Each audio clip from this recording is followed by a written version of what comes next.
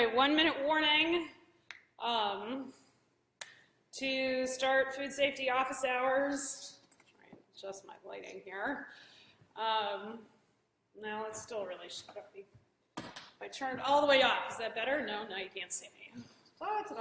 Okay, veterinarian, not lighting expert. This is why we have people who do lighting design, right? There we go. I guess we're adjusting fire. Okay, it is 8:30. Good morning. So as I said, I'm Dr. Michelle Fanensteel, and we are doing our second Dirigo Food Safety Office Hours this morning. And we have lots and lots of stuff to get through this coming hour. But I have been asked to talk about nitrates and nitrites and curing and all that good sort of stuff. So by all means, ask questions. I am going to do my best with the technology. It's 8:30 on a Monday morning here in Yarmouth, Maine, and so if I screw up, my apologies. Anyway, so let's see if this works. All right. Okay, so we are going to go over a couple of things here. That seems to have worked. Excellent. Okay, I just want to, first of all, I want to tell you, office hours are not always going to be a PowerPoint. Sometimes it's just going to be my smiling face talking. But this is a complex enough topic that I decided to do office hours using a PowerPoint presentation because it's complicated, it requires chemistry, and but it's totally doable even if you didn't, take chemistry or pass chemistry. But all this stuff is really kind of important to know, and frankly, I need props too. So this is what we're going to cover, and I think you can see that on the video. I'm not 100% sure, but I'll go over it. So the first thing that I'm going to do is we're going to go over some background. And the background covers why we care about this in like a couple of different contexts, because there's various kinds of people listening. There are professionals in Europe and in America who are tuned in. There are people who work in, those are people who are, kind of manufacturing sausage professionally. There are people who are making sausage professionally in restaurant kitchens, which is a whole nother ball of wax. And then there are the folks who do home charcuterie, and it's really important to keep them healthy too. So I'm going to try and cover all of those and try and kind of explain some things about how we use nitrates and nitrites in those contexts. So then we're going to go into the actual, like what are nitrates versus what are nitrites? How do they work? Why do we use them? We're going to talk about celery juice and the big lie. So you'll hear us talking about what that means on the salt-cured pig, when we talk about labeling and that good sort of stuff. So I'll explain that kind of thing. Then we're going to talk about Clostridium botulinum, where we see it, when we see it, why we care about it, that sort of thing. And then I'm going to announce this past month's winner for our salt-cured fail and announce next month's competition. So by all means, there's a comment box. It's going to be a long hour if I'm only talking to myself, so I will, but if nobody asks me questions, I'm going to launch into a listeria presentation and talk about listeria, because we've had some really good discussions about that. So if we have no questions, it's going to be nitrates, nitrites, and botulism and listeria. If we have lots of good discussion, it's going to be nitrates, nitrites, and botulism. Okay, so seeing as I have no questions, I'm going to take a drink of my coffee because it's Monday. All right, hopefully I don't lose you. All right, so I also wanted to throw this slide up. Okay, I'm going to make everybody car sick for a minute here. I got to move that closer so you can see. Okay, that's a little better.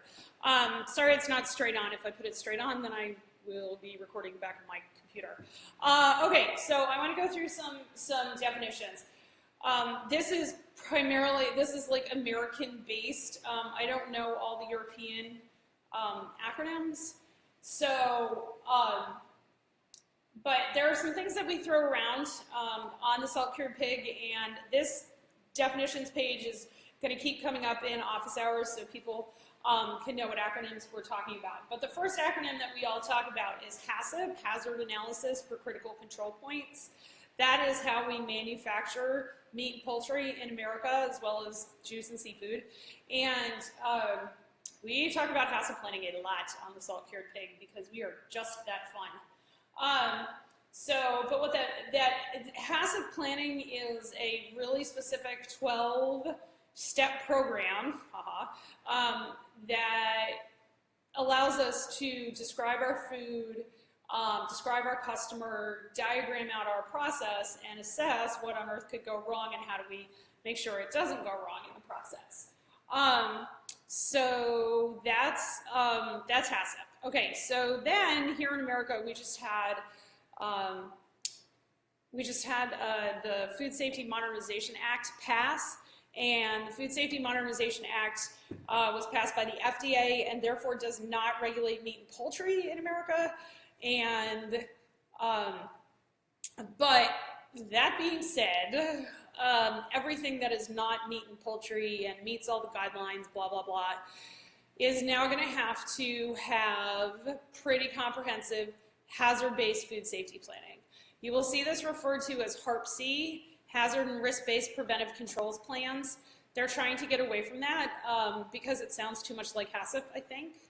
And instead they're just calling it a food safety plan, which is problematic as well because your food safety planning is more than just your hazards-based plan, and I'll get into kind of what that means. It's also called what we refer to as the Preventive Controls Rule, or the PC rule. So anyway, that's an FDA thing. If you have questions about that, by all means ping me. And I'm getting one comment that it doesn't work, but I'm getting other comments that it does. So anyway, okay, so SOP is a standard operating procedure. We talk about SOPs as well. My entire company is basically building SOPs for people. It's really exciting. Be careful what you get good at. You might write SOPs for a living. Awesome. Really. But standard operating procedures is a way that we know what we're doing. You know, we on the small end of the food spectrum are never going to be able to compete with the big guys on economies of scale. And therefore, we have to compete on efficiencies. All right. And the way we compete on efficiencies is by doing the right thing the right way every time we do it. And therefore, we are not constantly reinventing the wheel. Okay, FSMA, FSMA, the Food Safety Modernization Act. You'll also hear us throw that around. Most people over on the meat and poultry side think that is not going to affect them, but it's going to affect you in a couple of ways. I wrote a whole article about this for the Niche Meat Processors Assistance Network, which I will dig up and link, or if Rebecca, when you wake up, if you wanted to link that in, that would be awesome. But she was at the New England Meat Conference this weekend and probably just getting back to her side of the world. But anyway, so FSMA is going to affect meat and poultry processors in America as well as production overseas because it regulates how we import.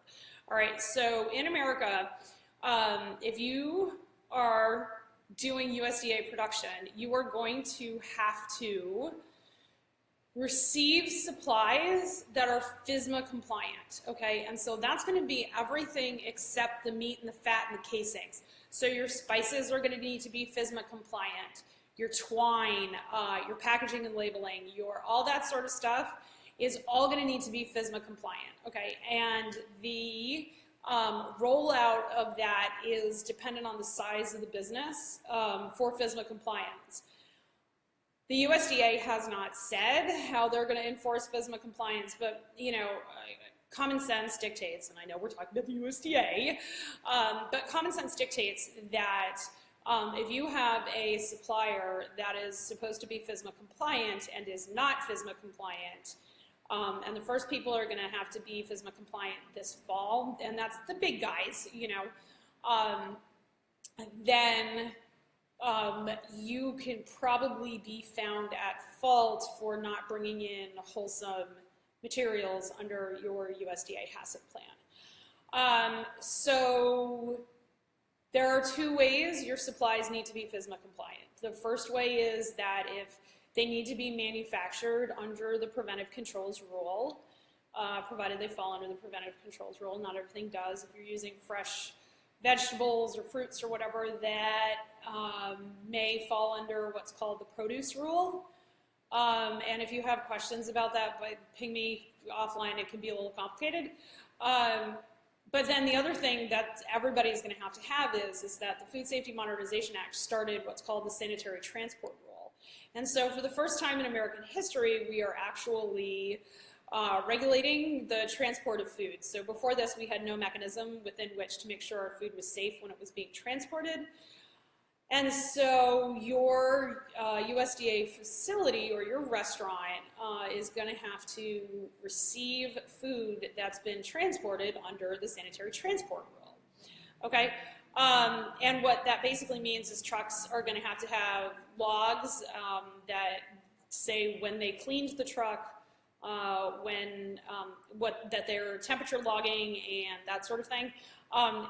Truly, these are things that trucking companies should already have, and your distribution companies already have it, but you're probably going to have to keep track of it now, okay?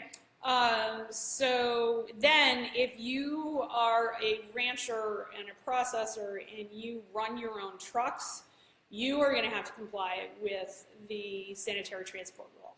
Okay, so if there is interest, I will do an office hours about meat and poultry companies complying with FSMA and what that looks like and what that means.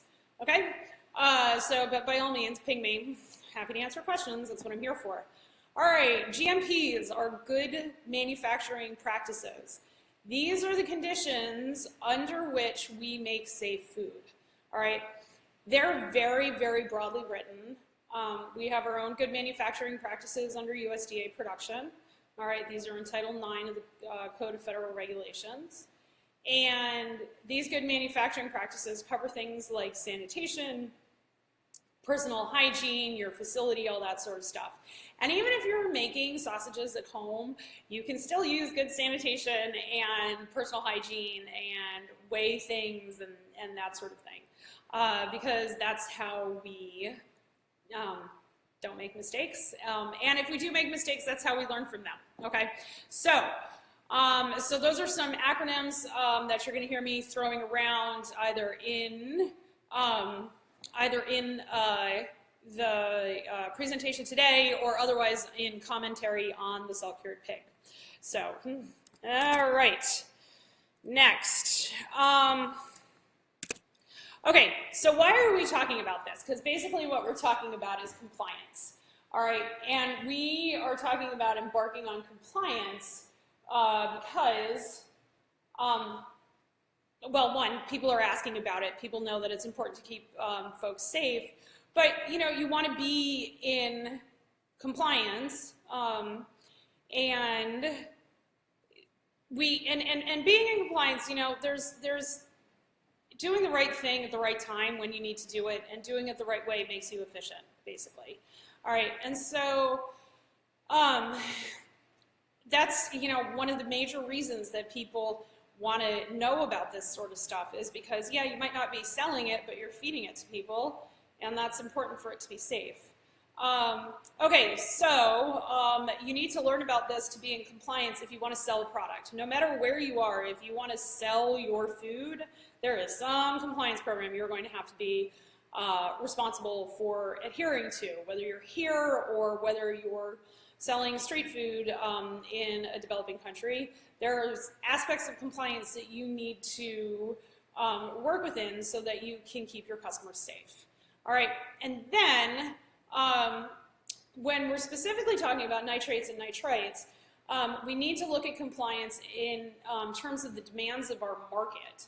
All right, so the people that you supply, all right, if you're in distribution, they want to know what's going into your food. All right, and we're going to have a whole conversation about labeling and what it means to label nitrate-free, nitrite-free, without added nitrites and nitrates and that sort of thing. Okay, but a lot of this stuff and the confusion around this stuff is driven by market demand and people who want, their meat free of chemicals. And I will throw out here, I'm a scientist. Chemicals do not scare me. This is, modern food safety relies on chemicals, and should you choose not to use chemicals because you are afraid of them, you are probably quintupling the amount of work that you have to do, and that's fine as long as you recognize that and don't cut corners. So, and not that you can cut corners using chemicals either, but it's a lot more important if you're not going to be relying on cleaning and sanitation chemicals. I have met people who don't want to clean with soap. Soap's chemical. It's okay, so we get rid of, like we covered last time, that's how we get rid of fats and proteins and stuff off of our work surfaces, so we need soap. But I have run into that, okay, and so, but remember folks, this is food, all right, and we have to do it in ways that keep folks safe. All right, more coffee time. So with that in mind, let's see what we're going to learn today. Okay, so, all right, this is why we're doing this. We want to understand it so that we can show if we are USDA compliant, we can show the USDA that we know what the heck we're talking about. We can talk to our customers and our friends and be knowledgeable about what we're feeding them and how we're using food in the marketplace. All right. Then if you do run a inspected place like a for-profit food establishment, restaurant, manufacturer, butcher shop, whatever, it's really important to understand this stuff so that you can secure your facility and your employees. All right, so I'm an Army officer, and what that means is that that your facility is in the in the correct shape, and your employees know what they need to know in order to make the food safely. All right, and then finally, truly, if you are doing this right and you know you are doing this right, you are going to be able to sleep at night. I'm a big believer in sleeping. And so, when you embark on regulatory compliance, there are financial benefits. I swear to God, you do it right, you'll make more money. There are emotional benefits. You're doing the right thing. There are physical benefits. When you embark on food safety, your back hurts less because there's less bending and stooping. Because we create food safety plans with occupational plans in place, so you're not bending over and yanking things out and all that sort of stuff, so it makes your knees and your back hurt less.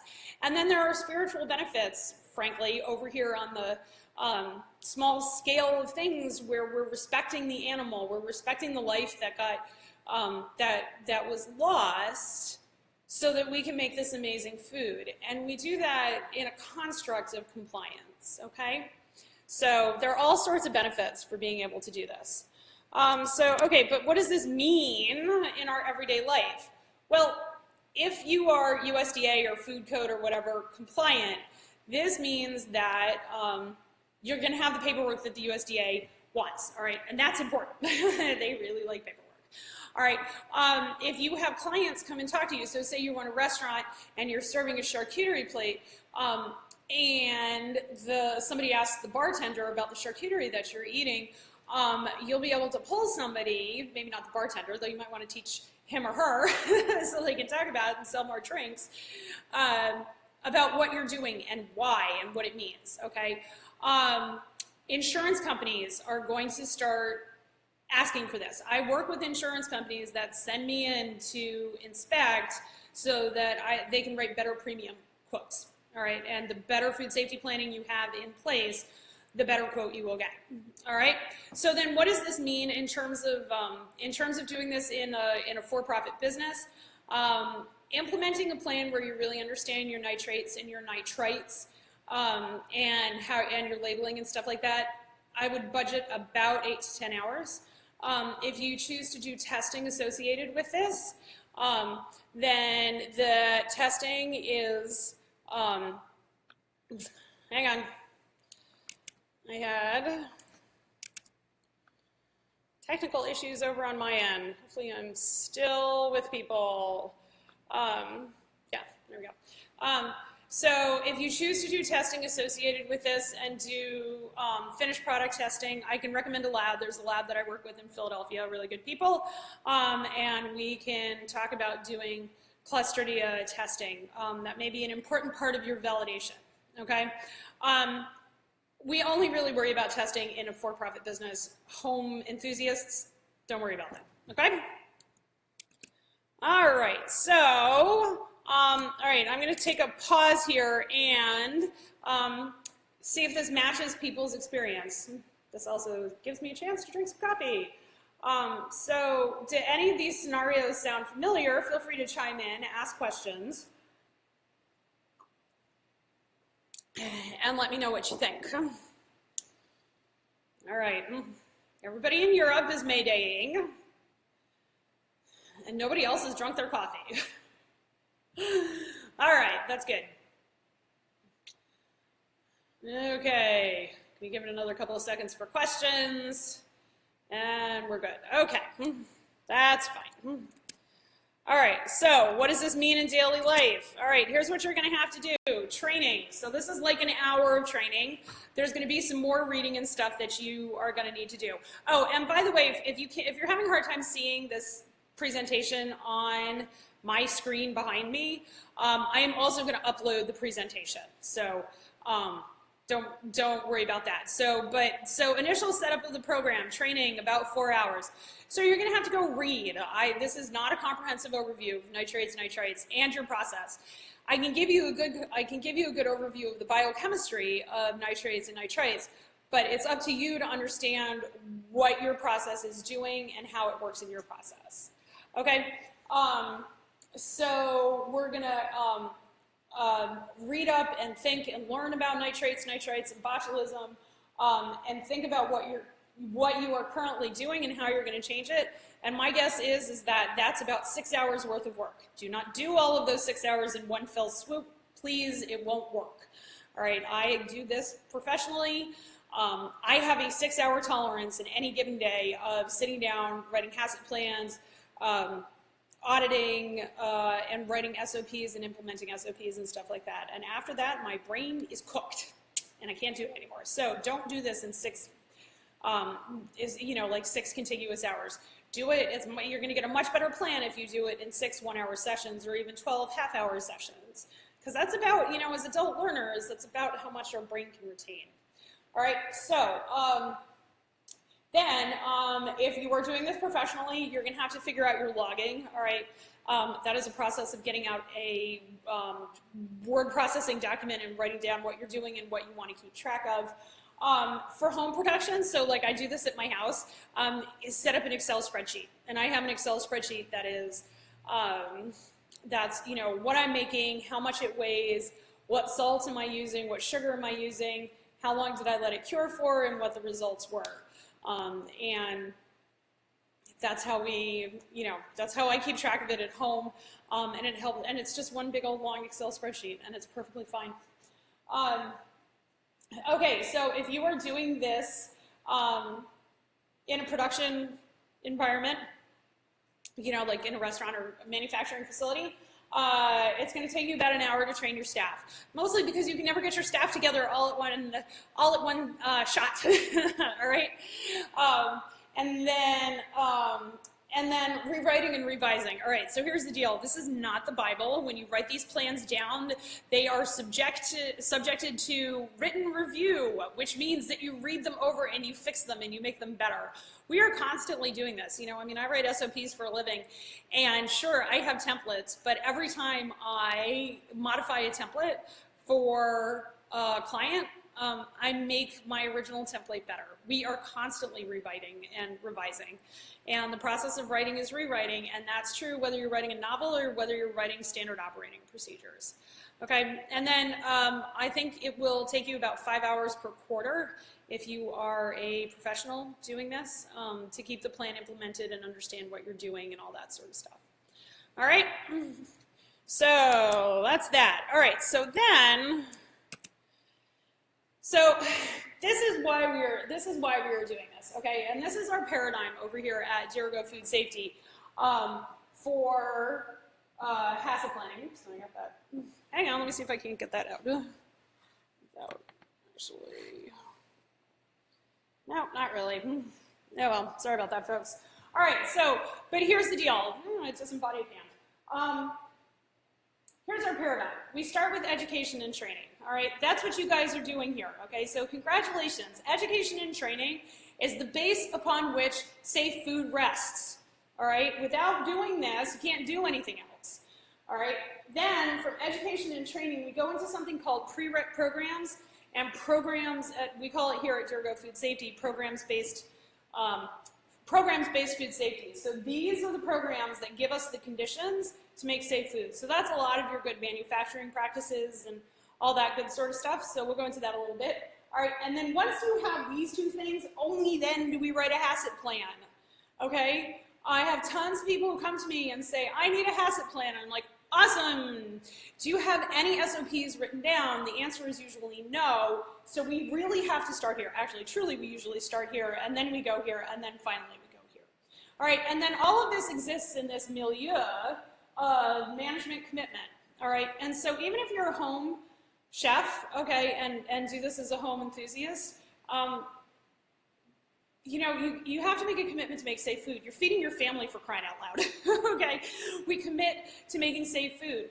Over here, continuous improvement. This is why we do the salt-cured fail, okay? It's because we need to know how we fail, and once we know how we fail, we know how we improve, all right? I'm a big believer in usable documentation, all right? Atone for your ecological sins in other ways, and get usable documents, big font, lots of paper, it's fine. Plant more trees somewhere else, but don't write everything that happens to your sausage on one piece of paper because you're never going to get any information out of that data. All right, and then if you're in a for-profit business, we talk about auditing, internal and external auditing. Am I doing what I said I would do? All right, you can ask yourself that question, tell yourself the truth, all right, and then you can have somebody else ask that question and have them come in and audit you. All right, and that creates this self-fulfilling wheel of virtuous production, basically, because we know what we're doing and we know why we're doing it. And we know that we're doing it right, okay? So that's the paradigm that we use. All right, so then, what you've all been waiting for, biochemistry at 9 o'clock in the morning. All right, so this is not a graduate level biochemistry class. I am not explaining bonding and why these are drawn this way, but I can, should you really want, ask questions. All right, so here's the deal. First of all, I'd like to give a shout out to gastrochemist.com. I have no idea who they are, but it was a wicked helpful website. I posted it yesterday. By all means, go read about this. All of these are from them, all right, or him or her, I have no idea, actually. So here's the deal. All right, I'm going to actually walk over here. All right, so we start out with adjusting our screen so that we can actually read it.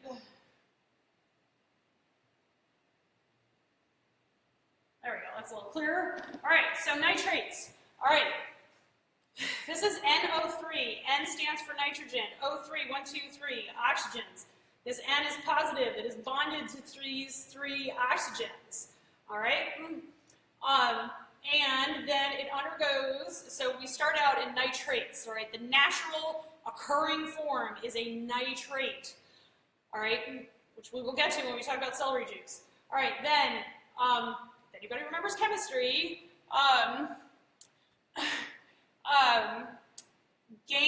oh my goodness, is the gastrochemist here?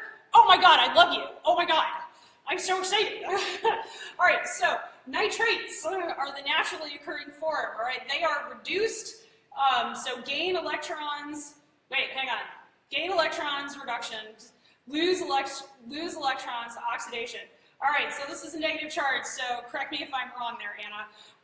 But we are losing electrons, so we oxidize to nitrite, all right? And then there's another chemical action, all right, and we get nitric oxide. Yes, if you take chemistry, you're going to have to remember all of those things. All right, but this is the basic chemical reaction. All right, nitrates last a long time. We use these, okay, in things that we're curing over 30 days. All right, so if you are doing whole muscle cures that are going to hang there for 6 months and you want nitrates in them, you got to use a nitrate. Or cure number 2. Here we go. It's like a bunny. Cure number 2. And if you're doing something that you wanted that is only going to brine for a week, like a bacon or a pancetta that you're going to use nitrates in, we use nitrites, all right, under 30 days. However, it is the nitrite that does the work, all right, that gets metabolized into nitric oxide, all right, and then looks like this. All right. So, all of us who have taken biochemistry have spent excessive amounts of hours memorizing this thing. I have no idea, and truly, I memorized it and then forgot about it. All right, so we take NO3, and then there's action within cells, bacterial action within cells, within the myoglobin, all that sort of stuff, all right, that turns us into NO2. All right, then in an acidic environment, that's what this says, pH of 5.4 to 6.0, that NO2 gets an electron, it gets a proton, this H, hydrogen, all right, and becomes HNO2. HNO2 is then in a chemical structure that can be reduced into nitric oxide, all right? And I'm going to explain that over here. In the presence of myoglobin, this is a myoglobin particle. In the presence of myoglobin, it fixes that myoglobin in a certain position, okay? And that certain position refracts red and gives us a red color. All right, in the presence of heat, that myoglobin loses or gains a nitrogen group, all right, and it creates a nitrose chemochrome, which creates pink, all right, which is why when we have long-term like salumi cures with nitrates in them, they are a much more red color, and our bacon is pink, all right, and this is what it looks like in the molecule, all right, so we have these groups that create the myoglobin, okay? So myoglobin is a protein. It has a quaternary protein structure, and I can explain protein structures should you truly want. But what's important is that that protein structure folds in such a way that these nitrogens, these are little N's here, okay? These nitrogens then fix an iron right there, all right? Iron is what makes our muscles red. It's what makes our blood red, all right? Then that nitric oxide from this reaction fixes that iron and freezes this in place, giving us the color. That's the reaction, all right? And the thing is that this bacterial action over here uses the energy of our Clostridia, and our Clostridia cannot survive in the presence of all of these nitrogen species, all right? And so that's what the biochemistry looks like. All you really care about is 4 nitrogens with an iron in the middle and an NO2, or an NO, nitric oxide, laughing gas, sticking there on the iron. That's what fixes it and creates the color. Oops, hang on. All right, so that's what it looks like when we talk about synthetic salts, all right? And then we have, like, I swear to God, it happens every 2 weeks. We have this conversation, celery juice. I have a customer base that will not tolerate added nitrates and nitrites. There are plenty of people who want to eat organic bacon. More power to them. If you can sell organic bacon at $14.99 a pound, God bless you. Just remember to pass that profit back on to the farmer. Unless you're the farmer yourself, then keep it for yourself. All right, so here's the deal, is that nitrates are all around us, all right? Nitrogen, nitrates, nitrites are a huge part of cellular metabolism. We could not live without them, all right? And green vegetables, one of the reasons they're so good for us is because they have nitrates in them, all right? And our body needs that as part of the building blocks of protein. All right, protein is very nitrogen dependent, if you didn't know that. All right, so we have all these green vegetables.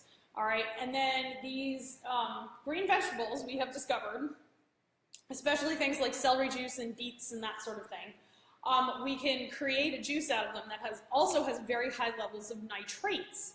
All right, and then guess what? Your meat still undergoes this reaction, all right? Whether this nitrogen, these nitrates, come from our friends at the chemical company or come from our friends at the vegetable production facility, it's still the same chemical formula, all right? And that's really important for you to understand, because what happens in celery juice is we don't know how much of this is going in. All right, and if all of this does not undergo this reaction, it's the creation of nitrosamines that this can form when subjected to heat that creates those cancer-causing elements. All right, now, however, that being said, anybody who is eating so much bacon that they are getting excess levels of nitrosamines that can actually alter their DNA and give them cancer, is also eating an awful lot of bacon. And don't get me wrong, I am a big believer in fat as flavor and eating fat and stuff like that. But, you know, a varied diet is, you know, good for my school-age children and good for the rest of us. But the celery juice still starts there. So if you are curing bacon with celery juice, you are starting here, and there may not actually be enough time to go through this to change the nitrate to nitrite, all right? And there are way higher levels of nitrates in your celery juice than there are in the synthesized chemicals that we use, all right? So this creates what is known as the big lie. So our friends at the USDA have determined that celery juice is a flavorant. It is not a curing agent, and then therefore they will not tolerate any discussion of how we can use celery juice in our products. So anybody who is selling organic or natural or no nitrate added product cannot use the nitrates in the celery juice as a hurdle against botulism. End of story, all right? We keep working on it. It keeps not working. There are some better products out there where I think we can quantify the amount of nitrate or nitrite in them, but that's where we are, okay? And so the USDA insists that it's a flavorant. The rest of us say, well, sure, it's a flavorant, but it's a flavorant that has nitrates in it, and so we need to be able to account for those and label appropriately because it's still being used. And never the twain shall meet, and it's this ongoing conversation that we have. So I'm going to pause here for a minute and see if anybody has any questions on that.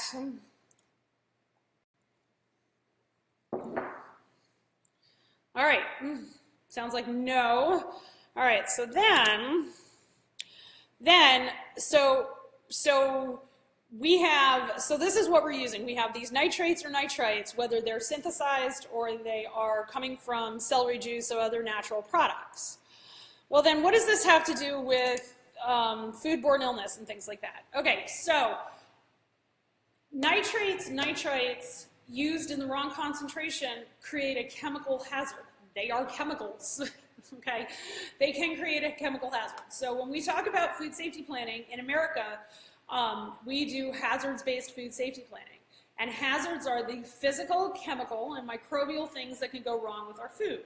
Physical is anything over 2 millimeters, so that's like your plant or your grinder, for God's sakes, falling into your food, your slicer falling into your food. Really don't want that. That's prevented by preventative maintenance programs. Chemical hazards. We have to weigh these chemicals out, okay? That is a critical control point in your HACCP plan, is weighing out your chemicals so that you can get the correct parts per million. Hence the big lie, when you just add celery juice and kind of per pound, you have no idea how much nitrates are in there. So, and then microbial hazards, we're going to talk about botulism. So microbial hazards are the pathogens that are associated with foodborne illness. It's really important to distinguish this from spoilage, okay? So spoilage is gross, but it's not necessarily a food safety hazard. So if anybody saw my post this weekend, I was very grumpy because I lost a noix de jambon to maggots because I don't have a curing chamber, because I do this instead of like doing my own home curing. And believe it or not, those maggots, not foodborne illness. Okay, one, because nobody would eat them, and two, because if I cooked, even if you ate maggots raw, they don't make you sick. It's gross, okay, but they don't make you sick. So they're actually a spoilage organism, not a pathogen. All right, so that's that's the kind of short version around hazards. By all means, ask me questions. All right. And then when we talk about microbial hazards, here's what we talk about. The dose makes the poison. All right, there are different kinds of microbial hazards out there, and the one that we're talking about today is an intoxication. So botulism creates a neurotoxin so that it can replicate. All right, but there are some things that have to happen. First of all, it has to grow in food in high enough quantities in order to be a problem. This is true of any bacteria. Now, some bacteria have low infectious doses. So like our listeria, we've been talking a lot about listeria on the page. Our listeria is stronger than it used to be, okay? It takes less listeria to make people sick now than it used to, and we don't know why, all right? But it's just, bacteria are pretty complicated. Same thing with Shigatoxin E. coli. Our Shigatoxin E. coli is way stronger, and there are way more species than we thought there were.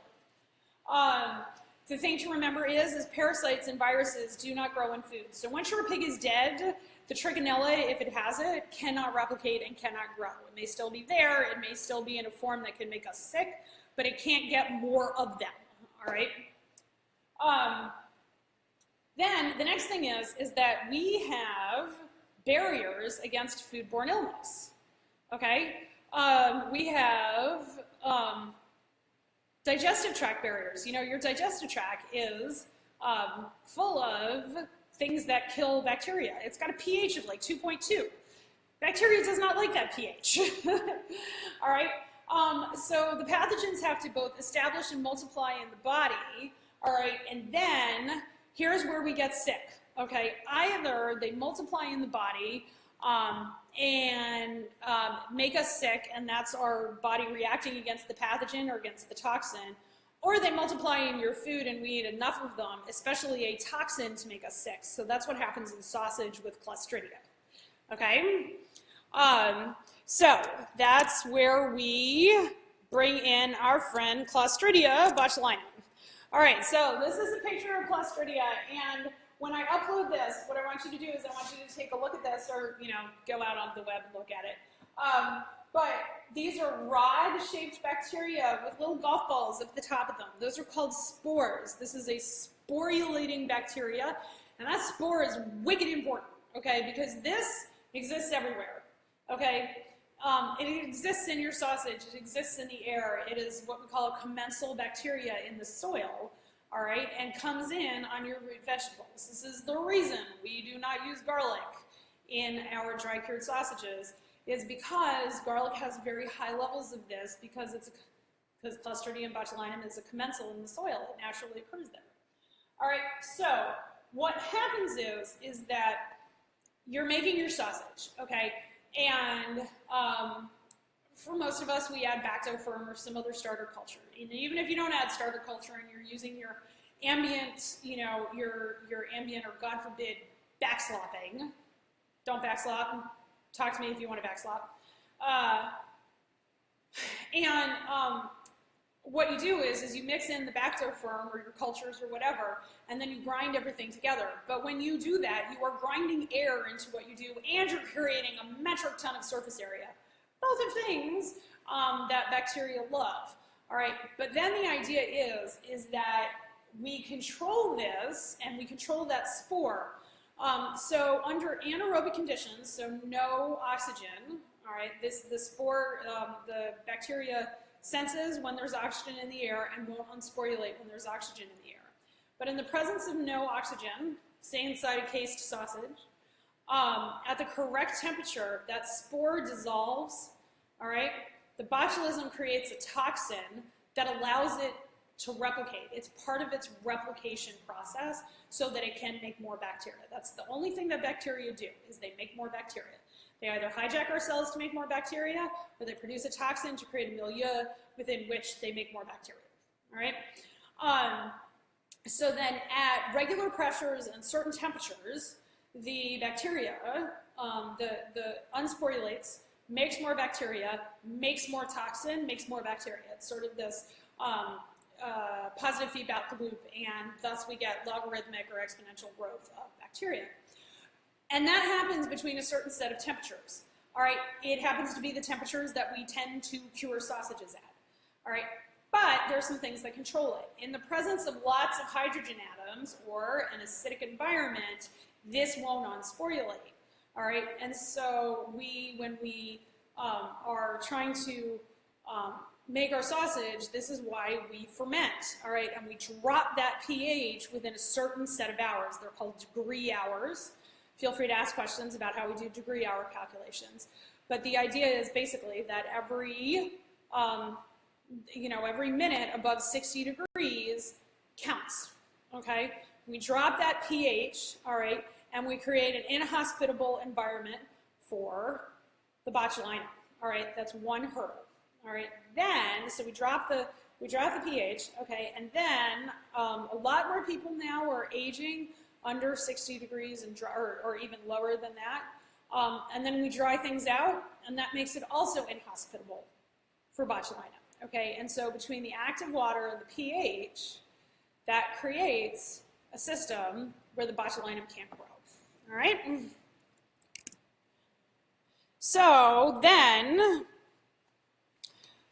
the question is, do I use added nitrates and nitrates? Well, I would say yes. A lot of that's flavor dependent, though. All right, I like my bacon with nitrates because otherwise it tastes like roast pork. I like my whole muscle cures without nitrates. I like salumis most of the time without nitrates. But if you're going to do that, you have to know exactly what you're doing, and you have to ask, what is my market demanding? All right, that's where you got to start. If your market is demanding no nitrates, then make it without nitrates, but really understand what you're doing and understand where your hazards are coming in. And so when we look at, all right, let me go back to this slide here. So I thought I had these on different slides. So think about, we are all making ready-to-eat food, okay? We're making ready-to-eat food, and in this context, we're not cooking it, by and large, because we don't cook bacon, we heat bacon. There's a difference, two different things. I'm not actually talking about retorting, that's canning under pressure. But think about how your casing is, okay? Is your casing Is your casing creating an anoxic environment? It is. If you're casing correctly, it's creating an anoxic environment. All right? If you have a smoker, if you have a real smoker and you don't smoke like I smoke on my, like on my Weber grill outside, you are creating an anoxic environment and you're giving botulism a chance to grow. So if you choose not to use nitrates and nitrites, understand what other hurdles you're using, okay? If you want to smoke your bacon, you need to smoke it to a temperature and up and down through the danger zone according to Appendix A and Appendix B, so that you don't cause a proliferation of botulism. All right, if you're gonna make sausages, dry-cured sausages that are gonna ferment for the long term, and not use any added nitrates or nitrites, and it's totally possible, you have to keep it cold. Okay, long, slow ferments are totally fine. All right, and you keep it cold, and that's how you do it legally. What you do in the privacy of your own home is something different, but I would urge you not to give your family botulism either. And but a long, slow, cold ferment and a long, slow, cold drying is a way to make a really excellent product. I have to say, it's, I don't know, it's my own opinion, I suppose, the product I prefer. So that's what we have. That's botulism, that's nitrates. I know it probably doesn't give anybody any definitive answers, but the thing about food safety is it's all process and facility dependent. So it depends on what you can do in your process with your product. It depends on the quality of the pork that you get in. That's very, that has a big effect on the pH. All right, so that's what we got. I would love to take questions about any questions that folks have. We have a couple more minutes before I let everybody get back onto their the rest of their day. So by all means, post questions. And if you don't have any questions, that's fine too, and I'll let everybody out of office hours early. But I did want to announce that we do have a winner for the salt cured fail, and actually I should have written her name down, but it's the woman who posted about the nitrate or the nitrate burn because she used too much nitrates in her sausage. So if you are paying attention, congratulations, you're going to get garlic insanity bacon, courtesy of Ari at 1732 Meats, and Jericho Food Safety for posting that and showing us what you did wrong and spurring a really great discussion. And then I would urge people to share their fails under the hashtag #SaltCuredFail. You can see what I do. I mean, dudes, I fail at this stuff all the time. All the time I fail at this stuff, but like, whatever. If we don't fail, we're not trying, right? So post your salt-cured fails, and next month's winner for the best salt-cured fail is going to get charcuterie from our friends over at Elevation Charcuterie, who I have not actually talked to you. Sorry about that, Chad. I've been really busy. But I would like to buy some charcuterie from you and send it to salt-cured fail winner for next month. All right, and as promised, office hours next month will be on the weekend. I'm trying to accommodate everybody, but these are recorded, and I think we didn't have any major technical glitches. All right, hey, but I have a question coming in. All right, so I have a question coming in from Yosef about garlic. All right, so here's the deal. You can use garlic. I would use dried garlic, all right, because dried garlic has much lower active water content and will not have active botulism, and is a much safer option, all right. Fresh garlic in dry cured sausages is way too big a risk for botulism, because not only are you grinding that sausage and grinding your botulism into your sausage and creating a gigantic amount of surface area, you're then taking that and encasing it in a room temperature product, and that creates the perfect environment versus dried sausage, which has a water activity that's so low that botulism can't live there. That is not to say that dried garlic is perfect, my friends. 2 years ago, or maybe even 3 now, we had a recall of, I think it was Frontier Organic dried garlic for salmonella. All right, so if you are doing commercial sausage production, I cannot even begin to tell you how important it is to conform with the, to make sure that your suppliers conform with the Food Safety Modernization Act. You have to know that your products for dry curing are practically perfect going in, because everybody had to throw away their sausage because they couldn't prove that with like added salmonella issues that, well, I suppose they didn't throw it away. I think they did extra testing, but it was still expensive. And because you can't be adding extra salmonella into your sausage. So, but we can, if people are interested in how to make approved supplier programs, we can talk about that next time. And unless I have more questions rolling in, I can hang out a little bit. I can hang out a little bit longer, and then I gotta get myself up to down East Maine and go do an audit. It's a rough life we got here in Maine. Way life should be. All right, that all sounds good. Well, thank you ever so much for your time and attention. Happy May Day. Workers of the world unite, I suppose. And by all means, please post your fails. Hashtag #SaltCuredFail. We really pay attention to those. We have really, really good discussions. We all fail. Nobody's going to post a grosser picture than the one I posted this weekend. Salt Cured Fail, always ask questions. I'm Dr. Michelle Fainensteel with Dirigo Food Safety, and you've been listening to Salt Cured Pig Office Hours, and we look forward to seeing you on the Facebook page. This recording will be up wicked soon, as we say here. All right, thanks everybody. Y'all have a great day.